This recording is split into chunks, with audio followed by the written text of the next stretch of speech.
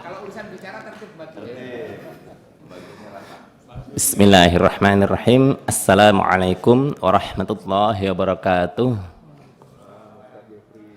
Yang terhormat pimpinan dan rekan-rekan anggota Komisi 11 dan juga Gubernur Bank Indonesia Pak Peri Warjio beserta jajarannya. Saya apresiasi apa yang sudah disampaikan tadi oleh Pak Gubernur Bank Indonesia. Begitu pula dalam usahanya dalam rangka menjaga stabilitas ekonomi. Kami tadi mendengar juga ada paparan mengenai yang namanya cadangan devisa yang memang itu katanya berkurang ya. Nah, terkait dengan hal itu saya juga mungkin pada kesempatan ini ingin bertanya mengenai pengelolaan aset falas di mana nilai tukar rupiah ini juga menjadi faktor penentu penerimaan dan juga pengelolaan atas aset falas. Nah, berdasarkan dari data yang saya cek ini tercatat bahwasanya nilai tukar rupiah saat ini sudah mencapai sebesar 15.692. Nah, tentu kalau melihat daripada perkembangan yang terjadi pada saat ini, mungkin ini sepertinya telah jauh di atas prognosa Bank Indonesia yang mana di prognosa itu disebutkan sebesar 14.830. Nah, ini bagaimana dampak terhadap prognosa penerimaan pengelolaan aset falas hingga akhir tahun 2022 ini? Nah, tentunya mungkin untuk pendalaman lainnya bagaimana sebagaimana tadi disampaikan oleh Kapoksi saya yang bijak, tentu nanti kita lanjutkan di panja ya. Demikian yang saya sampaikan pada kesempatan ini. Saya ucapkan terima kasih atas segala perhatian. Aqulu qawli hadza Allahul muwaffiq ila aqwamit thoriq. Wassalamualaikum warahmatullahi wabarakatuh. Waalaikumsalam.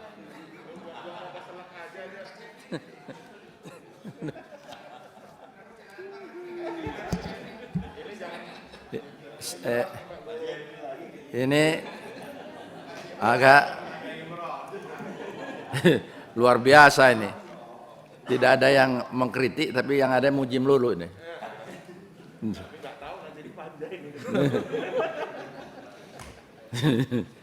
Baik, lanjut PKB. Nasdem. Pak Ketua ini sering melupakan Nasdem. Karena udah ada calon presiden gitu. Jadi pimpinan, Pak Gubernur, Dewan Gubernur, kawan-kawan yang saya hormati, saya banggakan. Kalau Pak Hergun tadi ada pembagian karena anggota saya juga ada hari ini, Pak. Saya juga melakukan pembagian yang rata, Pak. Di sini kebetulan ada Kakak Charles dan Kakak Satori, dan untuk sementara silakan ke Kakak Charles. Terima kasih. Masuk metro pintu Pak Fauji. Baik, bismillahirrahmanirrahim. Assalamualaikum warahmatullahi wabarakatuh. Yang kami hormati pimpinan Komisi 11, rekan-rekan anggota Komisi 11, Ketua Gubernur BI dan Dewan Gubernur. Pertama juga kami dari fraksi Nasdem mengucapkan apresiasi terhadap evaluasi kinerja BI tahun 2022 dan pengantar yang tadi sudah disampaikan untuk tahun 2023 yang akan datang. Pak Gubernur, ada beberapa hal yang menjadi catatan kami yang mohon mungkin bisa diberikan tanggapan terkait dengan kondisi global yang saat ini memang sedang tidak baik-baik saja mungkin. Kita tahu alhasil itu daya beli masyarakat akan menurun, biaya produksi juga akan meningkat, dan pasar keuangan menjadi makin lesu.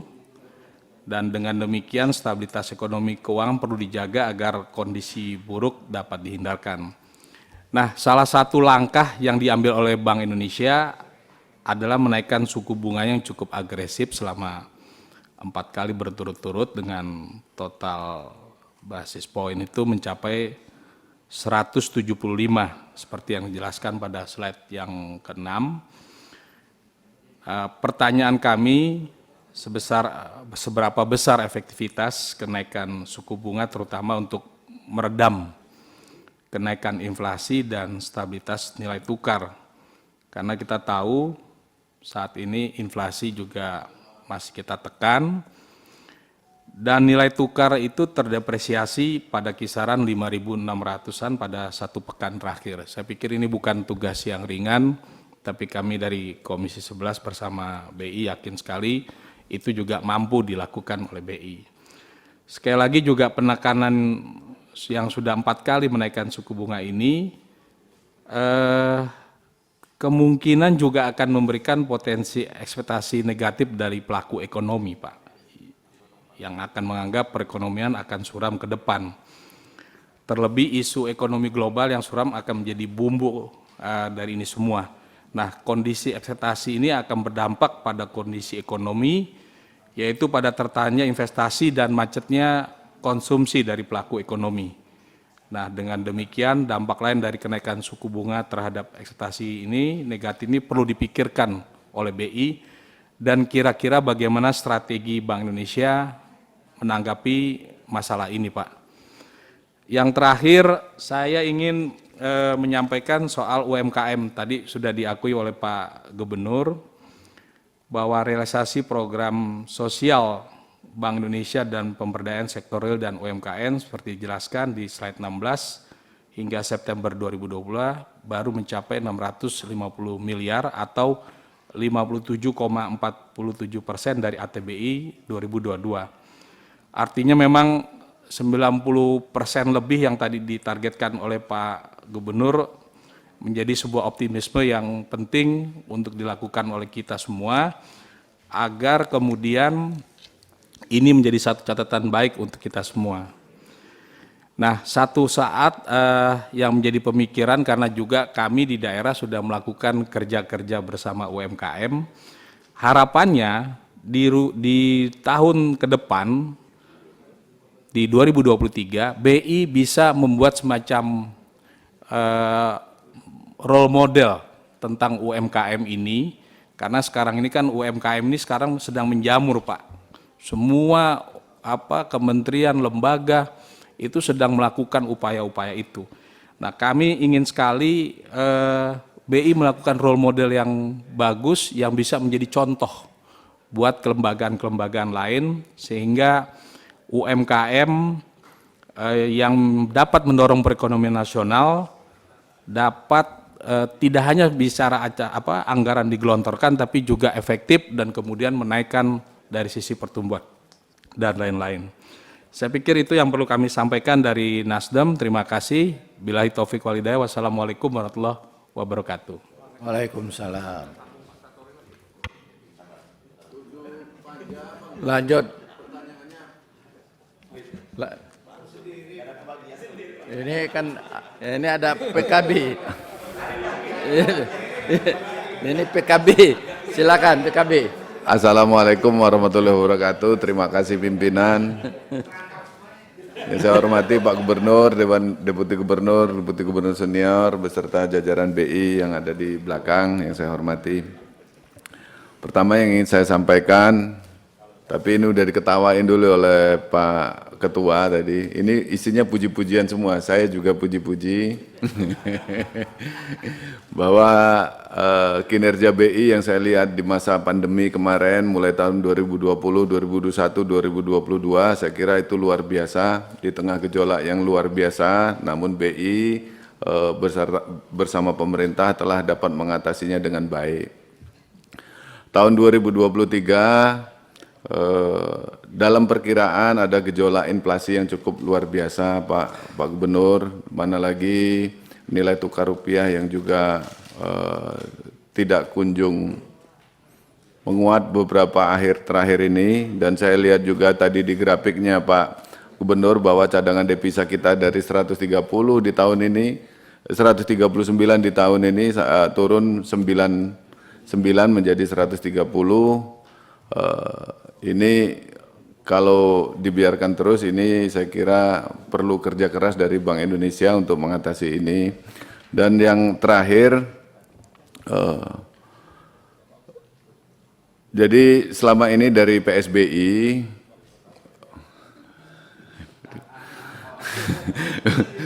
langsung penting ya Pak Dolpi. Dari PSBI kita banyak kerja untuk kerja-kerja inflasi Pak. Tapi saya ingin lebih besar pekerjaan BI di kemudian hari di tahun 2023, yaitu bukan sekedar tentang inflasi, tentang cabai bawang Pak, tapi tentang kemandirian pangan.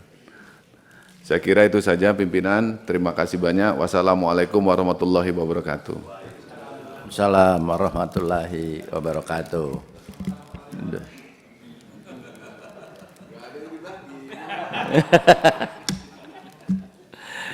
Lanjut dari Demokrat. Baik pimpinan, terima kasih. Assalamualaikum warahmatullahi wabarakatuh. Sebelah kiri. Oh ya, silakan. Baik, terima kasih pimpinan. Pak Gubernur beserta jajaran yang saya hormati, pimpinan dan anggota Komisi 11 yang saya hormati. Mungkin untuk pendalaman secara detail kita bahas dalam panja, namun sebaiknya memang ada yang ingin saya sampaikan dan perlu dicatat oleh Pak Gubernur sebagai pemikiran kita bersama untuk mengantisipasi sesuatu hal yang kurang baik ke depannya. Dan sebelumnya saya mengucapkan terima kasih atas kinerja yang luar biasa sebelum tahun 2022 dan sebelum ini. Dan mudah-mudahan tahun 2023 kekhawatiran kita terjadinya resesi itu tidak berdampak pada kehidupan perekonomian di bangsa kita ini, di negeri kita ini. Terkait bauran kebijakan, dengan kebijakan moneter yang difokuskan untuk menjaga stabilitas atau pro-stability dan mendukung ekonomi nasional atau pro-growth, pendukung pertumbuhan ekonomi nasional atau pro-growth, sebagaimana yang kita ketahui bersama Pak Gubernur, BI ini menaikkan 7-day reverse repo rate sebesar 50 BPS ya Pak Gubernur ya. Itu yang data saya dapatkan menjadi 5,25%. Itu datanya. Kemudian suku bunga deposit facility sebesar 50 BPS menjadi 4,50%. Dan suku bunga lending facility sebesar 50 BPS menjadi 6%. Nah, dari data ini kira-kira bagaimana Pak Gubernur memperkirakan dampak kenaikan suku bunga acuan BI terhadap kebijakan pro-growth, di mana dengan adanya kenaikan suku bunga BI akan membuat potensi pertumbuhan sektor real melambat. Menurut kami demikian. Potensinya adalah kredit menjadi anjlok dan karena bunga pinjaman menjadi naik tentunya. Kemudian bagaimana BI memitigasi agar kenaikan suku bunga tersebut tidak juga berdampak mempengaruhi geliat dan pemulihan UMKM, usaha UMKM. Nah mungkin itu saja, satu saja Pimpinan. Terima kasih. Assalamualaikum warahmatullahi wabarakatuh. Silakan lanjut PKS.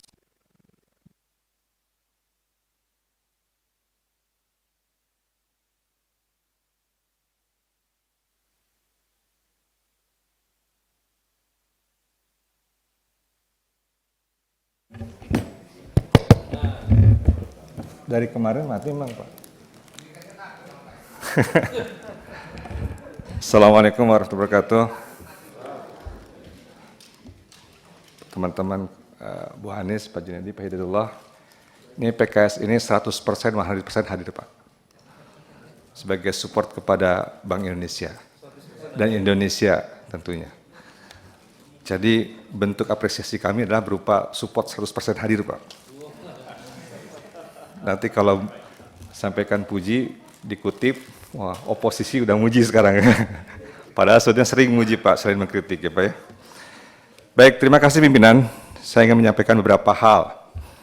Pertama, saya ingin membatasi karena ini ngomongin ATBI.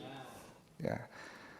Yang pertama adalah ketika kita diskusi, ketika proses pengambilan keputusan burden sharing beberapa waktu yang lalu pada saat awal COVID, salah satu yang menjadi pertimbangan kita adalah bagaimana kondisi keuangan, performance keuangan BI pada pasca COVID.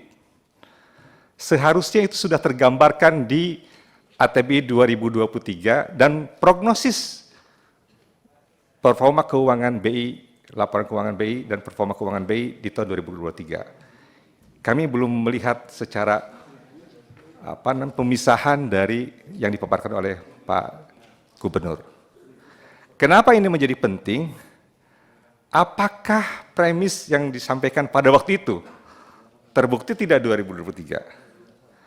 Kemudian ketika membahas ATBI 2022, masih belum terlihat dan dijawab oleh BI pada waktu itu, karena memang kan masih COVID, masih ada tugas untuk sesuai dengan KB 3 untuk membeli SBN di pasar perdana, dan belum terlihat secara akumulasi dari 2020-2021 terhadap performa keuangan Bank Indonesia, laporan keuangan. Nah, jadi ini harus digambarin, Pak. Kenapa ini menjadi penting? Untuk membuktikan apakah ketika mengambil kebijakan tersebut, ya, alasan-alasannya terbukti atau tidak. Yang kedua adalah burden sharing yang PKS inginkan kan waktu itu sampaikan berkali-kali, saya sampaikan bukan hanya otoritas moneter atau para pemangku moneter dan fiskal saja, dalam hal pemerintah dan BI saja, ya, tetapi juga sebetulnya industri keuangan. Industri keuangannya dalam hal ini adalah perbankan. Kita tahu bahwa ketika perusahaan-perusahaan dan seluruh perekonomian di Indonesia dan juga berbagai negara mengalami kemunduran negatif, justru industri keuangan khususnya perbankan itu adalah bertahan. Nah, kenapa? Padahal itu adalah merupakan bagian daripada windfall atas kebijakan BI dan juga kebijakan OJK. Ya. Prediksi itu terbukti. Saya waktu itu meminta kepada OJK agar okelah karena mereka mendapatkan windfall dari kebijakan moneter, maka kita ingin dividen payout ratio-nya dibatasi dan dimasukkan ke dalam cadangan untuk memperkuat struktur modal atau ekuitas atau CAR di bank tersebut. Tapi tidak dilaksanakan karena waktu itu dijawab karena ada perusahaan atau undang-undang PT. Pertanyaan saya adalah melihat di 2023 yang dari sisi BI juga tetap mempertahankan kebijakannya karena tetap ingin ada pro-growth-nya juga walaupun harus ada kehati-hatian. Apakah itu juga akan mendapatkan windfall dari industri perbankan dari kebijakan BI di 2023 tersebut? Itu yang kedua. Yang ketiga adalah terkait asumsi Pak Gubernur. Di dalam asumsi di ATBI ini, ya, kalau soal menjawab boleh sekarang, boleh nanti dipanjang Pak. Ya, tapi yang penting kita dapat framework-nya dulu pada saat kesempatan ini.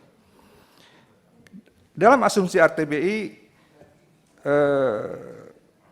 pertumbuhan itu 4,37%. Ya, dalam asumsi makro 2023 itu kalau tidak salah 5,3%. Kemudian inflasi di asumsi makro itu 3,6%. Kalau BI lebih detail 3,61, beda 0,01. Nah ini yang agak besar nih. Di asumsi makro 14.800 kalau tidak salah. Di BI itu 15.070. Ya. Pertanyaan saya adalah, apakah BI melihat yang reliable adalah yang sekarang, mengingat ketika membahas asumsi makro itu di awal bulan Agustus, kemudian sekarang sudah ada perkembangan September, Oktober, dan November, atau bagaimana? Ya. Pertanyaannya seperti itu saja Pak, karena ini ngomongin ATBI Pak, tidak ngomongin APBN. Jadi reliable-nya yang mana? Berikutnya yang saya ingin tanyakan adalah terkait dengan BI Fast Pak. Ya, di BI Fast kalau tidak salah biayanya 2.500 ya Pak, 2.500. Nah, itu sangat membantu Pak, sangat membantu dan kami mengapresiasi, apalagi kalau sampai memang bank semakin banyak yang turut dan BI Fast. Saya tidak tahu, tapi mestinya BI dengan kewenangannya bisa mendorong sedikit dalam tanda petik memberikan push agar lebih banyak lagi Pak. Dan tentu bukan hanya dinikmati oleh kalangan yang menengah atas sebetulnya dalam konteks usernya. Ya, saya harus jujur, kemarin Pak, terima kasih saya ada sosialisasi tentang QRIS, ya Pak, QRIS baru pertama kalinya ternyata setelah saya cek selama ada QRIS saya baru pertama kali ada sosialisasi dapil. Waduh, dihadiri oleh 300 orang pembina PAUD Pak, sekota Bogor. Wah, iya, PAUD ya. Kenapa kita ingin memberikan sebuah pemahaman kepada PAUD, inception bahwa BI itu berkontribusi bagi negara ini, karena kalau orang-orang ibu-ibu PAUD, pemuda-bunda PAUD itu sudah paham itu Pak, maka saya yakin, mohon maaf ya, saya yakin Pak, saya yakin anak-anak generasi yang masih PAUD itu akan melek digital ekonomi. Ya.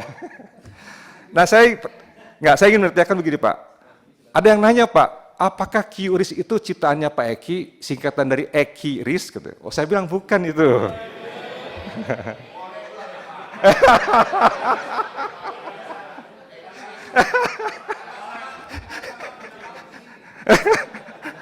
Baik. Ya. Enggak, to the point sekarang Pak. Ini nyambungnya dengan BI kan, ada blueprint sistem pembayaran Indonesia Pak. Baik. Tapi ada satu hal yang ini keluhan, ini harusnya direkam Pak, karena saya harus rekam yang ini, tapi nanti saya minta rekaman saja ini. Karena ini tadi Pak Prof juga dari dapil, ini dapil Pak. Jadi di kalangan masyarakat bawah Pak, boro-boro QRIS Pak, boro-boro ATM, apalagi di daerah Cianjur Pak, daerah perkidulan Pak, kidul itu Cianjur Selatan tuh Pak.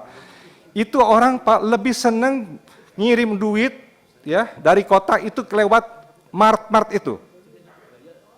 Ya saya boleh nyebut merek nggak ya? Ya, yang convenience store itu loh Pak. Right. Bapak tahu biayanya berapa Pak? 25.000 Pak, 15.000 sampai 25.000. Untuk satu ya, untuk bukan kirim uang cash, kirim atau menerima.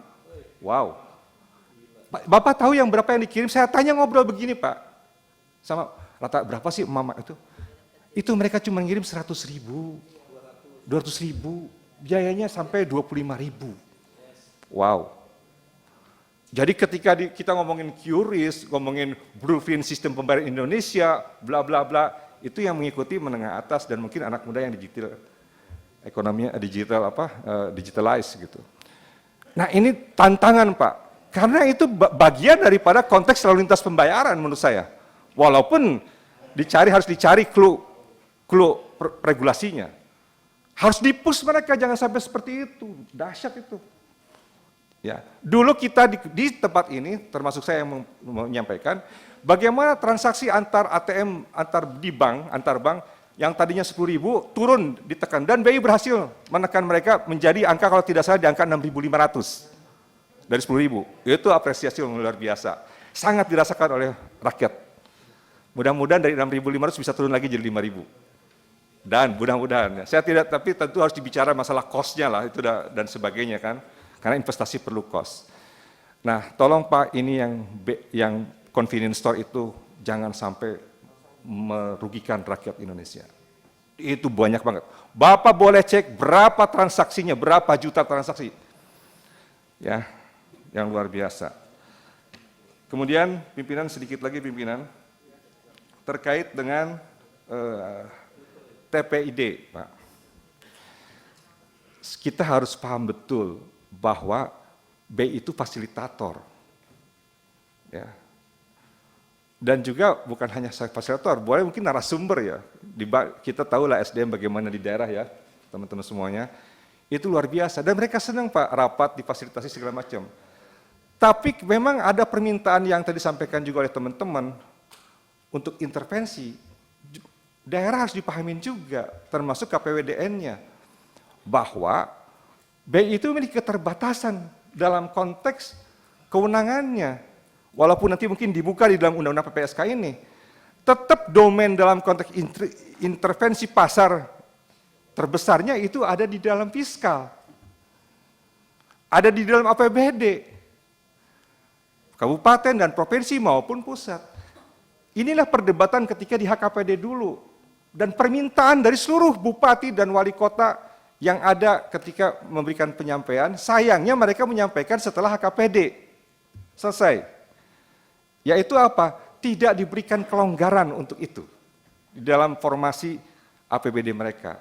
Mungkin pemerintah dalam Bank Indonesia sebagai bagian koordinator dalam TPID itu menyampaikan Pak kepada pemerintah, kepada otoritas fiskal agar daerah diberikan keleluasaan Pak untuk intervensi sektor suplai itu. Karena kalau ngandelin BI berapa sih PT BI ini? Demikian Pak. Tapi tetap fungsi BI sebagai fasilitator dan lain sebagainya itu sangat diapresiasi dan tentu usulan dari kantor perwakilan dalam negeri juga harus diterima Pak. Dan kami tentunya berterima kasih juga Pak dengan adanya PSBI, walaupun mungkin saya tidak tahu tadi capaian berapa persen persentasenya nanti di dalam panja, ya, tapi itu juga berkontribusi juga pada akhirnya untuk menghidupkan ekonomi maupun dalam konteks pengendalian inflasi. Saya rasa demikian. Terakhir adalah P2SK Pak. Bapak menyampaikan komitmen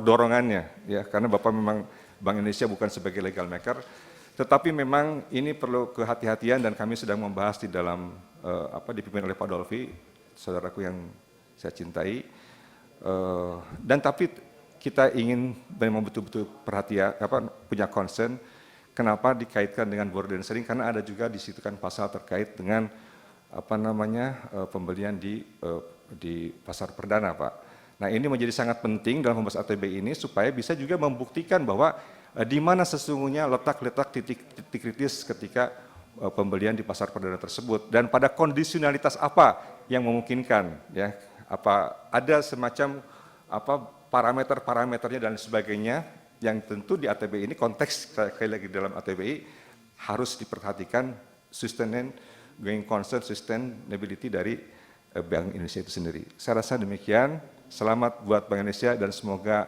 Indonesia tetap jaya. Assalamualaikum warahmatullahi wabarakatuh.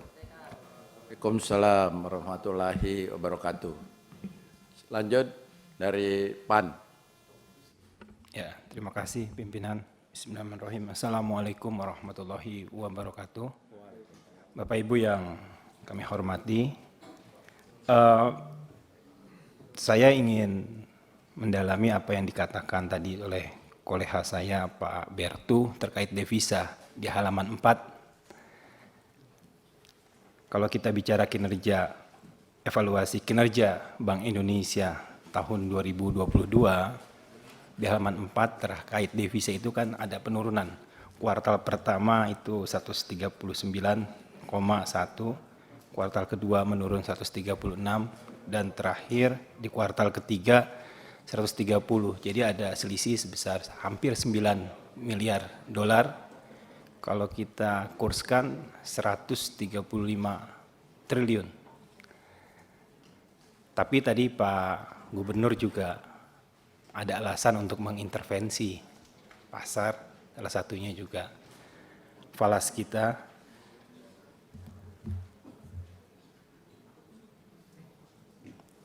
Saya bisa memaklumi, tapi di sisi yang lain juga BPS mengatakan perdagangan kita ini surplus 29 kali berturut-turut selama 29 bulan artinya. Dengan demikian, di mana devisa hasil ekspor? Nah ini tidak ditayangkan di sini. Harusnya kan kita ini mendapatkan berkah Pak. Seperti windfall export commodity yang mempertebal likuiditas falas kita. Dan apa langkah-langkah Bank Indonesia tentu saja untuk meningkatkan cadangan devisa kita dari devisa hasil ekspor ini agar kembali ke Indonesia tentu saja. Tawaran intensif seperti apa yang bisa diberikan oleh Bank Indonesia agar para pengusaha ekspor itu mau mengembalikan uangnya ke dalam negeri.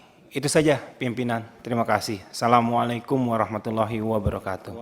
Waalaikumsalam warahmatullahi wabarakatuh. Lanjut P3. Bismillahirrahmanirrahim. Assalamualaikum warahmatullahi wabarakatuh. Yang kami hormati pimpinan Komisi 11 beserta rekan-rekan Komisi 11. Yang kami hormati Bapak Gubernur Bank Indonesia, Bapak Peri Warjio beserta jajarannya. Saya lanjut saja, di samping puji-pujian tentu juga saya akan memberikan beberapa hal catatan-catatan. Yang pertama tentu kami mengapresiasi evaluasi kinerja Bank Indonesia tahun 2022 dan pengantar RATBI 2023 yang nantinya insya Allah akan diperdalam di Panja. Yang pertama kami memberikan apresiasi kepada Bank Indonesia atas tercapainya kerjasama sistem pembayaran digital QR dengan negara-negara di kawasan ASEAN. Besar harapan kami manfaat pembayaran digital yang terstandarisasi akan mendorong devisa dari sisi belanja pariwisata dan mempermudah UKM dalam melaksanakan transaksi lintas batas. Kami berharap kerjasama BI dalam pembayaran digital bisa diterapkan juga nantinya di negara-negara G20 lainnya. Yang kedua, memberikan apresiasi kepada Bank Indonesia atas upaya percepatan pengembangan ekonomi dan keuangan syariah. Salah satu yang cukup menjadi topik pembahasan adalah pembiayaan halal value chain yang potensinya diperkirakan 72,9 triliun. Belum termasuk potensi pariwisata halal yang menembus 22,9 kuadriliun. Dukungan dari segi pembiayaan di rantai pasok halal dan pariwisata dan wisata halal dapat mendorong pembukaan lapangan kerja baru, terutama di saat ekonomi global menghadapi tekanan. Selanjutnya, berkaitan dengan pengeluaran operasional Bank Indonesia tahun 2022, kami berharap BI dapat terus mendorong program pemberdayaan sektor real dan UMKM. Setidaknya angkanya mencapai 1,5 triliun pada tahun 2023. Intervensi BI dalam mendorong UMKM perlu dilakukan, terutama percepatan UMKM go digital dari sisi pembayaran. Selanjutnya, ketersediaan anggaran untuk sektor keamanan transaksi digital BI perlu untuk ditingkatkan. Terlebih pengguna layanan transaksi digital banking semakin tinggi volumenya. Sementara pembahasan mengenai RUU P2SK terkait rupiah digital pun membutuhkan infrastruktur keamanan digital yang handal. Dan terakhir, fraksi P3 berharap agar Bank Indonesia mempersiapkan berbagai bauran kebijakan untuk mengantisipasi pelemahan kurs rupiah pada tahun 2023, sekaligus mencermati dampak naiknya suku bunga acuan terhadap penyesuaian bunga pinjaman.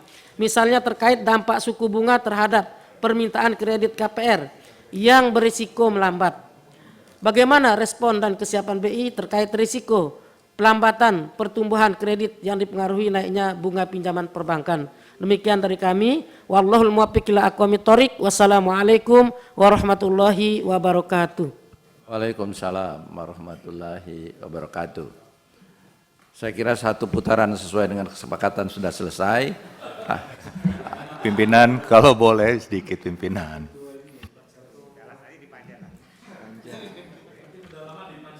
Sedikit aja pimpinan, 2 menit pimpinan. Katanya satu putaran ya nanti dipanja. Ya nanti karena Justru kita mau minta sedikit terawangan dari Pak Gubernur sebelum panja. Ya, penerawangan. Menerawang itu negatif itu. Ini. Boleh pimpinan? 1 menit. Oh gitu. Kalau ada Pak Dolfi yang keberatan, ya 1 menit boleh lah ya Pak Dolfi ya.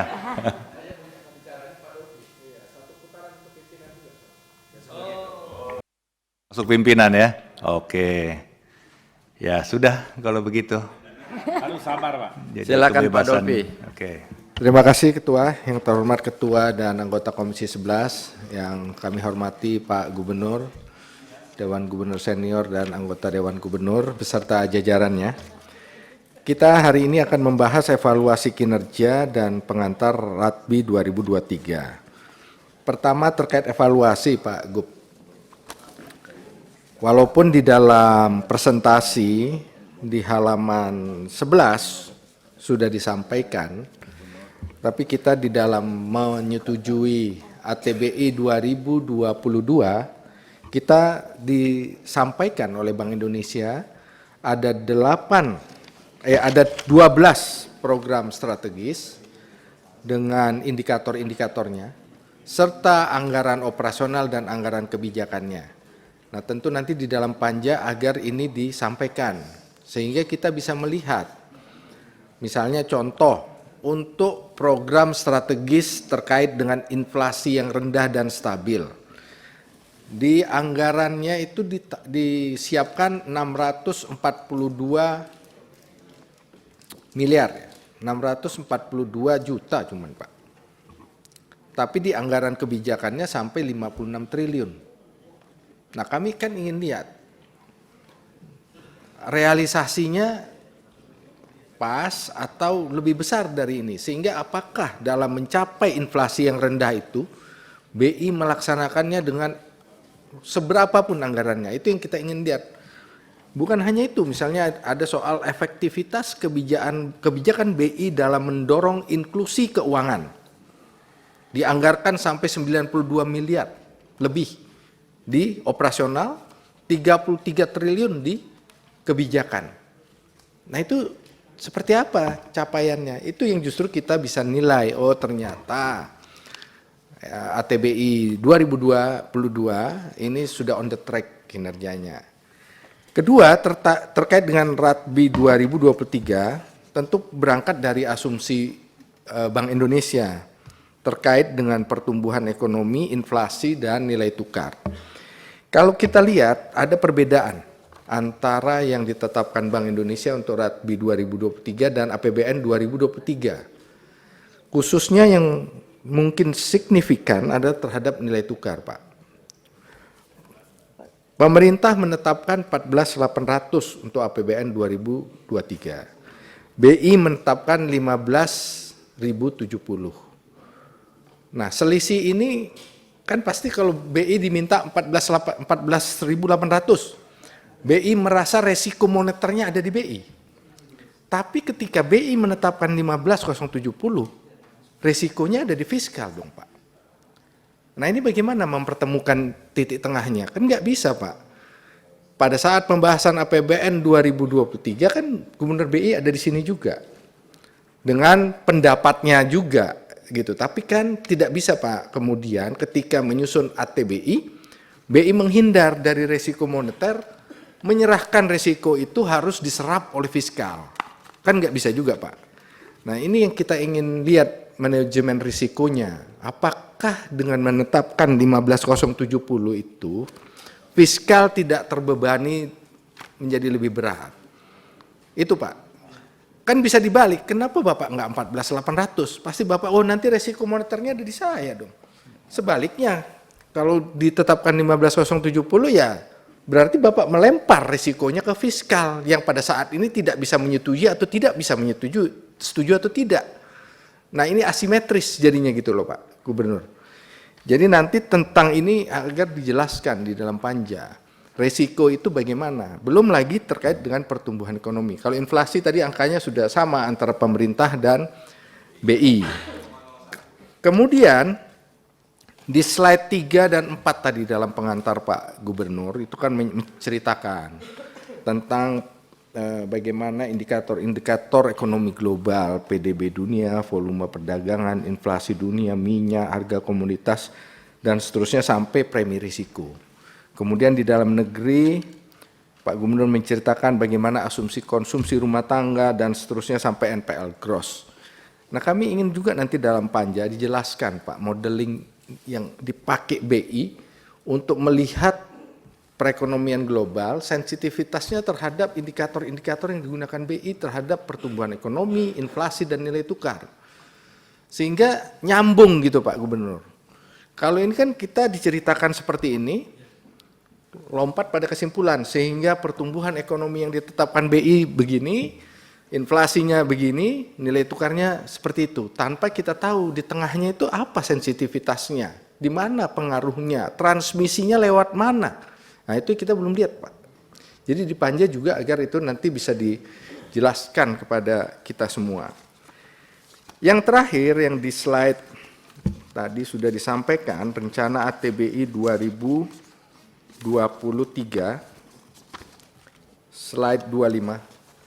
Tadi sudah disampaikan bahwa tahun 2023 anggaran operasional itu sekitar 15 triliun lebih. Kemudian anggaran kebijakan itu, anggaran kebijakan 145 triliunan, yang tahun ini 95 triliun.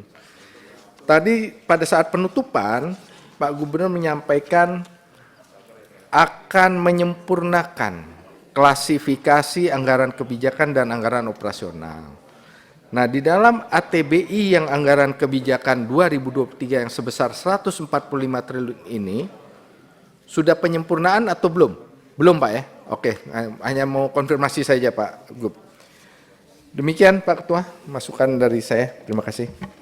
Terima kasih Pak Dolpi. Satu putaran sudah selesai. Kami persilakan Pak Gubernur untuk memberikan komentar atau tanggapan singkat karena nanti akan masuk di Panja. Silakan.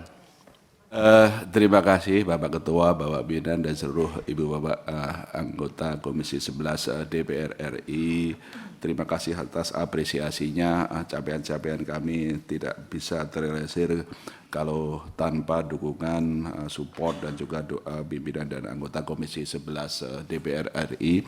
Kami secara tulus untuk mencurahkan seluruh perhatian, dedikasi kami untuk negeri dan juga untuk berkoordinasi dengan pemerintah dan KSSK. Tentu saja secara detail nanti kalau boleh untuk masing-masing disampaikan oleh Panja secara detail, mungkin saya akan sampaikan beberapa hal penting berkaitan tadi terutama dengan banyaknya pertanyaan-pertanyaan dan juga harapan-harapan untuk Bank Indonesia juga semakin lebih berperan. Tapi sebelum itu kalau boleh mengenai asumsi dulu nanti karena ini nanti juga akan dibahas di dalam Panja. Begini, memang pada waktu kita membahas asumsi APBN itu seingat saya bulan Juli 2022. Pada waktu itu memang perang Rusia belum separah ini. Pada waktu itu tentu saja pasokan harga energi belum separah ini. Pada waktu itu Fed Fund Rate juga tidak akan setinggi, seagresif ini. Pada waktu itu dolar juga tidak akan sekuat ini pada waktu itu. Pada waktu itu kami juga sudah menyampaikan kisaran nilai tukarnya adalah 14.800 sampai dengan 15.200. Titik tengahnya adalah 15.000-an. Itu yang kami sampaikan. Pada waktu itu kami sampaikan proyeksi pertumbuhan adalah 4,5 sampai 5,2%. Pada waktu itu adalah pandangan-pandangan yang berdasarkan asumsi kondisi global dan juga kondisi di dalam negeri. Dari Juli sampai sekarang ada beberapa kejadian yang memang pada waktu kita juga tidak memperkirakan. Satu, perang Rusia-Ukraina, dolar yang sangat kuat, Fed Fund Rate yang terus meroket, inflasi yang sangat tinggi, dan resesi di beberapa negara maju. Barangkali bapak-bapak yang kemarin berkesempatan juga ke Amerika, apalagi di Eropa ya.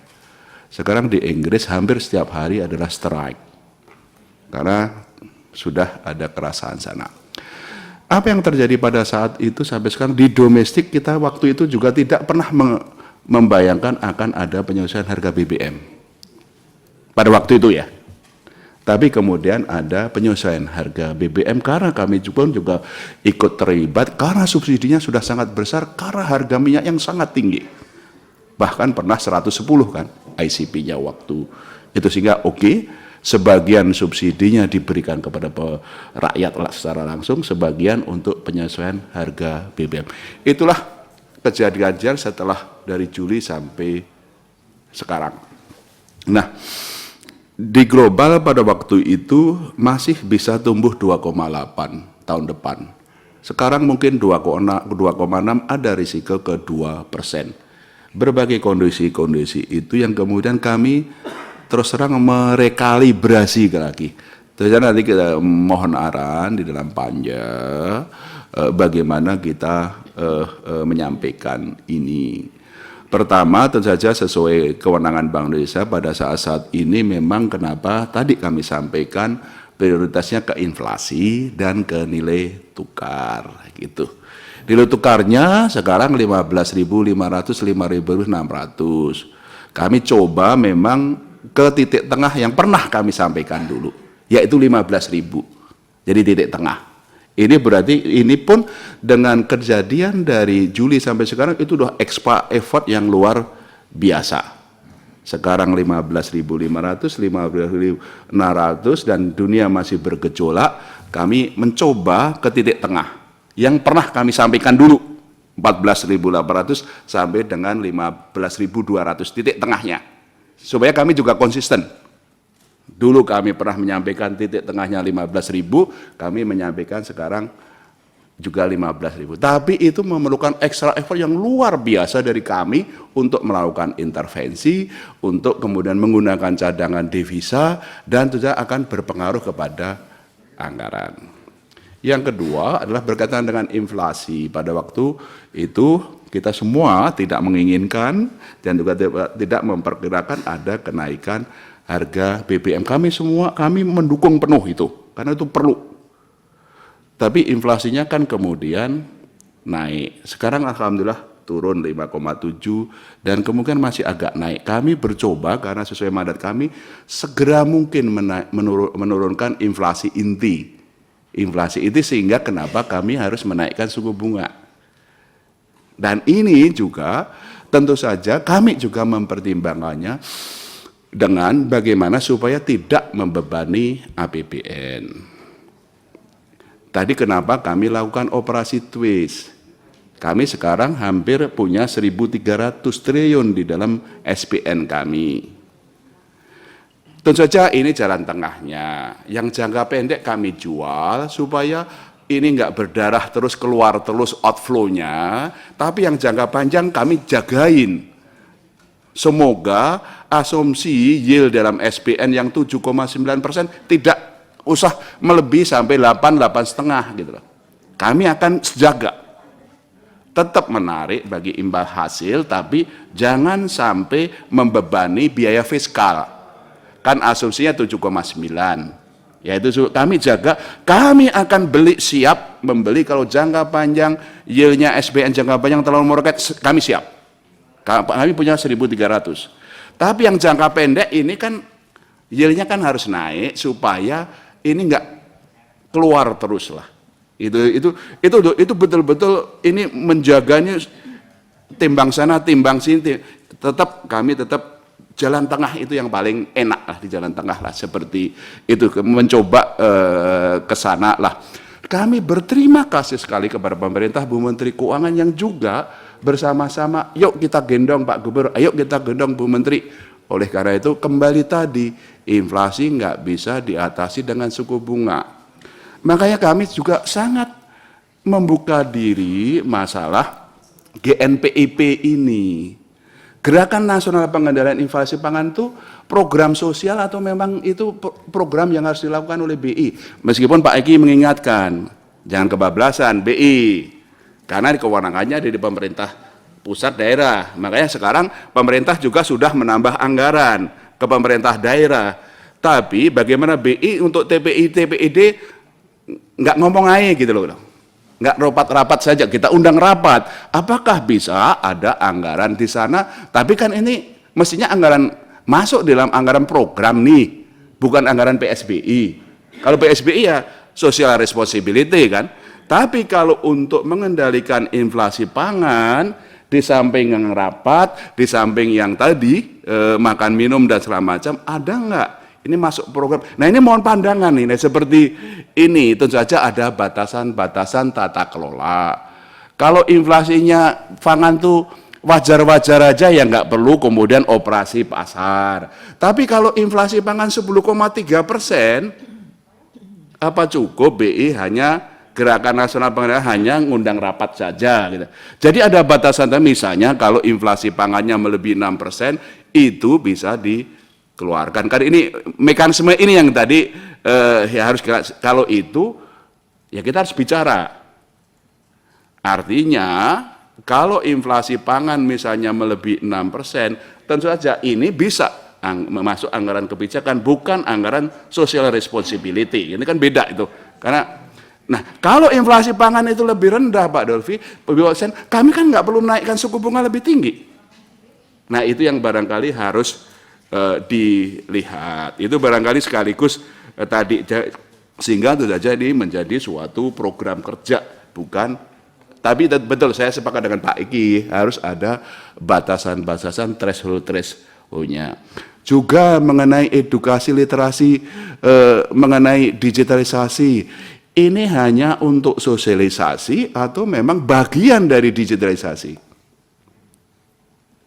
Kalau itu komunikasi, ya komunikasi. Tapi kalau itu bagian dari program mendigitalkan masyarakat kita, ya itu kan program kerja. Nah itu barangkali ini harus betul-betul kita harus membalansnya adalah seperti apa? Barangkali itu yang kami juga nanti mohon pandangan bagaimana enaknya mengklasifikasikan anggaran kebijakan sama anggaran operasional ini. Kami tadi menyampaikan mungkin yang selama ini sektoral bisa ke pos. Tapi posnya nanti apa-apa yang bisa masuk pos seperti itu supaya ada klarifikasi, ada kriterianya. Kemarin kawan sudah saya minta untuk membuat draftnya, nanti bisa negosiasi. Jadi Bapak Ketua, satu mengenai asumsi. Seperti tadi kami sampaikan, banyak kejadian dari Juli sampai sekarang. Kami ajukan asumsi yang betul-betul memang ini lebih konservatif, lebih berhati-hati dengan harapan hasilnya lebih baik. Mengenai nilai tukar, kami komitmen kembali ke titik tengah dulu. Mengenai inflasi, karena tugas kami harus kami kembalikan di bawah 4%. Sehingga implikasinya itu karena timbangan ke situ, tentu saja pertumbuhan ekonomi bisa jadinya lebih rendah. Ya itu kan seperti itu. Atau alternatif lain nilai tukarnya nggak perlu semenguat ini, inflasinya kemudian nggak perlu serendah ini, ya pertumbuhannya bisa lebih tinggi. Itu pilihan-pilihan ya, pilihan-pilihan. Kami siap untuk apakah opsi yang kami sajikan di RADBI ini, atau opsi yang mana saja. Ini kan kenapa perlu nanti pembahasan lebih dalam. Kawan sudah saya minta untuk membuat simulasi RADBI, simulasi yang mungkin dengan mempertimbangkan kondisi-kondisi terakhir. Bapak Ibu, ini kondisi yang betul-betul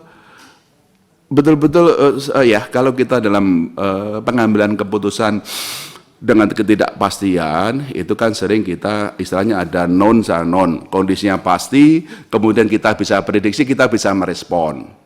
Kondisi yang sekarang ini ada yang non, yaitu perang Rusia, perang dan segala macam, tapi kita tidak tahu kapan berakhirnya, kapan dampaknya lah. Tapi ada kejadian yang anon, kita juga banyak sekali yang tidak tahu, apalagi kemudian implikasi dan responnya, sehingga memang harus bisa secara dinamis kita bisa melakukan itu.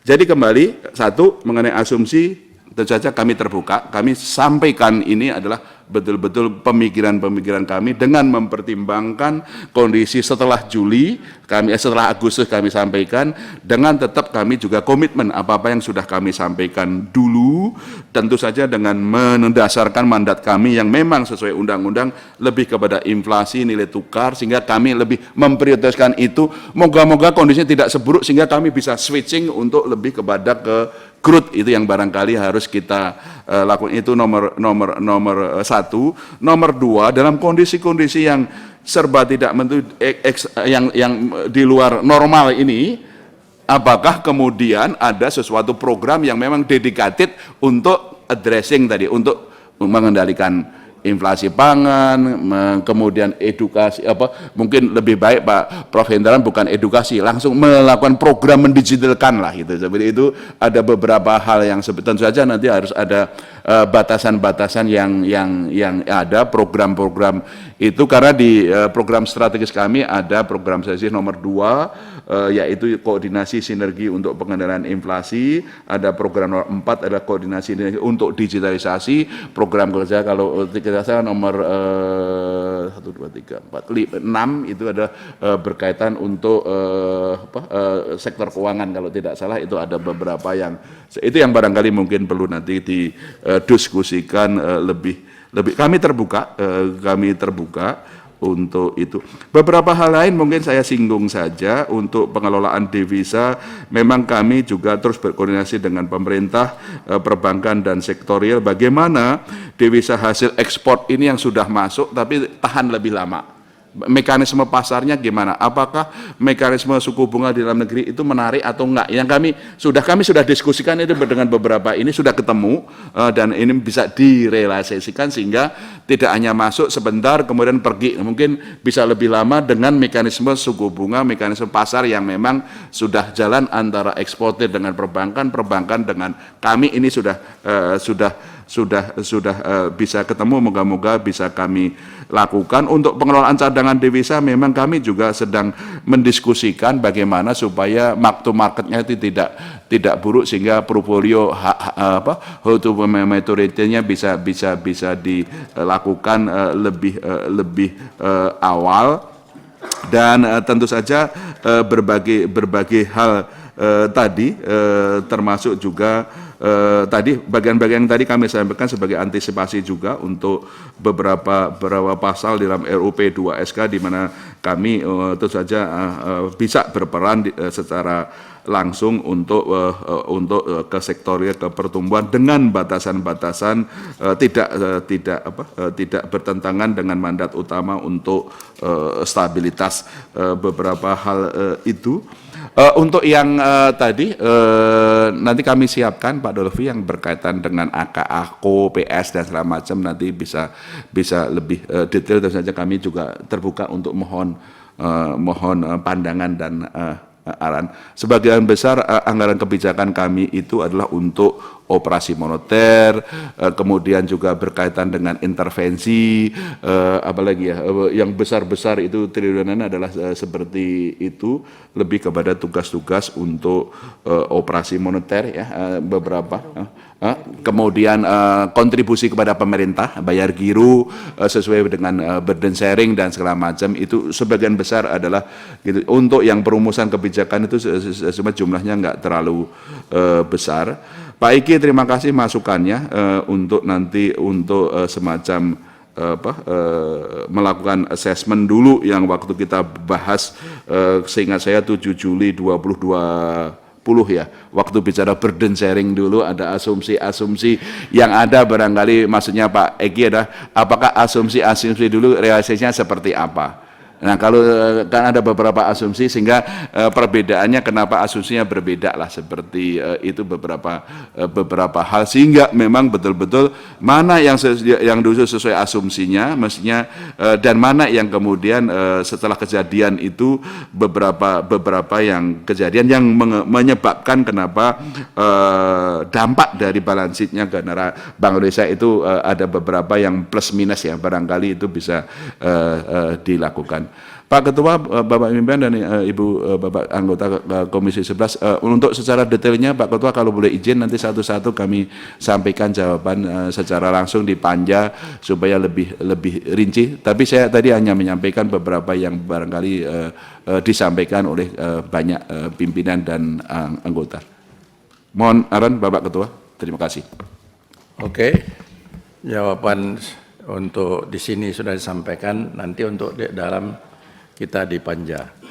Bapak Ibu dan saudara-saudara sekalian, daftar panja penerimaan dan panja pengeluaran rencana anggaran tahunan BI sudah ada dan tempatnya sudah, waktunya sudah.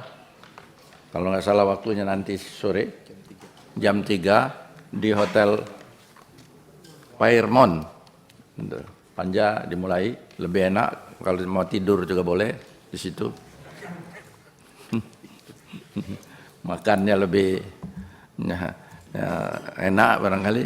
Jadi Bapak Ibu, saudara-saudara sekalian, dengan demikian rapat sudah bisa kita akhiri. Itu setuju kita. Ini daftar sudah ada daftarnya. Ya, itu atas sudah satu penerimaan ada, pengeluaran ada. Baiklah Bapak Ibu dan saudara-saudara sekalian, Pak Gubernur